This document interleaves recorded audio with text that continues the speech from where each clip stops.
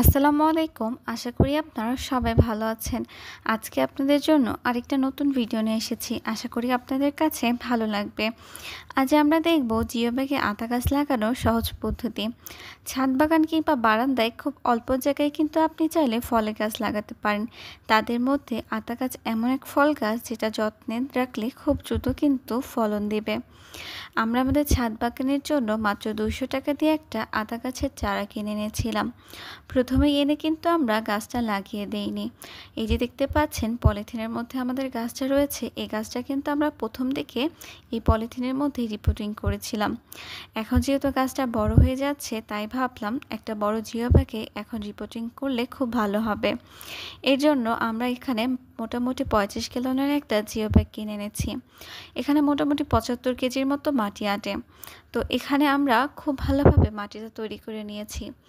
এখানে 50% রয়েছে মাটি, 20% বিভিন্ন জৈব সার এবং অন্যান্য হাড়ের গুঁড়ো, বিভিন্ন শিং গুঁড়ো দিয়ে আমরা কিন্তু মাটিটা প্রস্তুত করেছি। মাটি প্রস্তুত করে কিন্তু আমরা এখন এই গাছটা এখন লাগিয়ে দেব। আপনারা দেখতে পাচ্ছেন আতা গাছটা দেখতে কিন্তু খুব সুন্দর হয়েছে এবং এই গাছটাকে যখন আমরা এখানে লাগাচ্ছিলাম তখন মনে হচ্ছিল যে এই গাছটাতে কবে ফল ধরবে, কবে ফুল আসবে। তো এখানে লাগিয়ে দেওয়ার পর আমরা খুব ভালো সুন্দরভাবে এটা সোজা করে দিচ্ছিলাম যেন গাছটা সোজা হয়। তার পরবর্তীতে আমরা এখানে মাটি দিয়ে দিচ্ছি।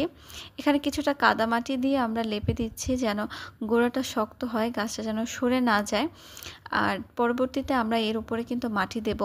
এটা দেখতে পাচ্ছেন, এটাও আমাদের এক ধরনের সার। অনেক দিন যাবত আমরা এখানে কিছু মাটি, কিছু ওয়েস্টেজ পচিয়ে কিন্তু এই মাটিটা তৈরি করেছি।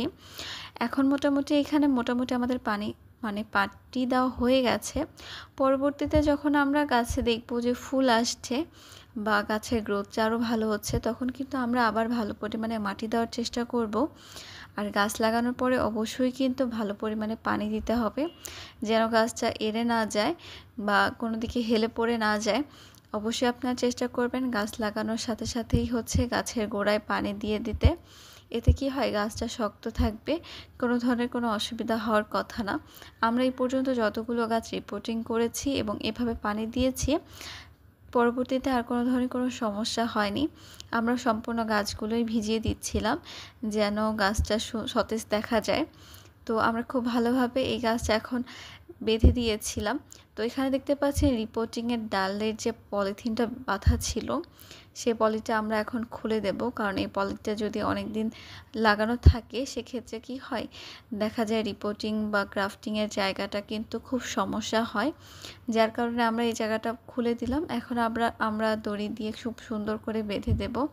যেহেতু এটা খুব একটা শক্তপোক্ত ডাল না, দেখা যায় ঝড় বৃষ্টি হলে ভেঙে যেতে পারে। তো যার কারণে হালকা করে বেঁধে দেওয়াই ভালো। আর আমরা কিন্তু কাটিং করে দিচ্ছিলাম গাছটাতে। যেহেতু এখন এই গাছটাতে ফুল আসার কোনো সম্ভাবনাই নেই, তাই সেক্ষেত্রে আমাদের মনে হয় যে গাছটা অবশ্যই অনেক ঝোপালো হওয়া উচিত। পরবর্তীতে যখন ফুল আসবে তখন গাছটা রাখবো। তো এখন আমরা কাটিং করে দিচ্ছিলাম উপরের দিকে। আপনি গাছ যত কাটিং করে দিবেন, ফল গাছ বিশেষ করে, গাছটা কিন্তু তত বেশি সুন্দর হবে। যে কোনো গাছ আপনি যদি মায়া করেন যে এই গাছটা আমি কাটবো না, সেক্ষেত্রে কিন্তু গাছের গ্রোথটা থেমে যায়। একবার ফল এসে কিন্তু পরবর্তীতে আর ফল আসে না। এই যে দেখতে পাচ্ছেন রিপোর্টিং করার পর কি সুন্দর লাগছে গাছটা দেখতে।